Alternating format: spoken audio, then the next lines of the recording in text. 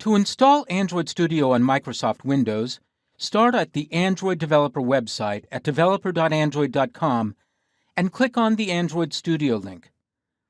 On this web page, you can download the most recent stable version of Android Studio. As of the date of this recording, that was version 3.5.3. But if instead you want to download a preview release, click on the Preview link. Here, you'll be able to choose from the most recent preview releases. As of the time of this recording, there was version 3.6, Release Candidate 2, and version 4.0, Canary 9. And that's the version that I'll be using.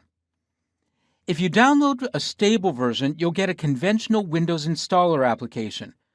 There aren't very many options in it, and you really can't go wrong, so just run the installer and install the software. The process for installing a preview release, though, isn't quite as intuitive, so I'll show you how that works. I've already downloaded a zip file to my desktop. When I open up the zip file, I'll see a directory called Android Studio, and in there a whole bunch of subdirectories. You'll want to extract this Android Studio directory and put it somewhere on your hard disk. Now, I've placed this directory under my Program Files directory, under a directory that I created called Android Studio.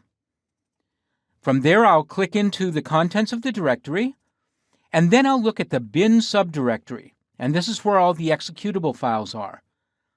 There are two applications here to know about: Studio, which is for 32-bit Windows, and Studio 64, which is for 64-bit Windows.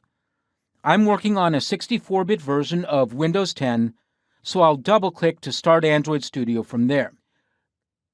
If you see this dialog appear, you're on the right track. And I'll next show you how to choose what happens in this dialog and then how to continue setting up the Android SDK.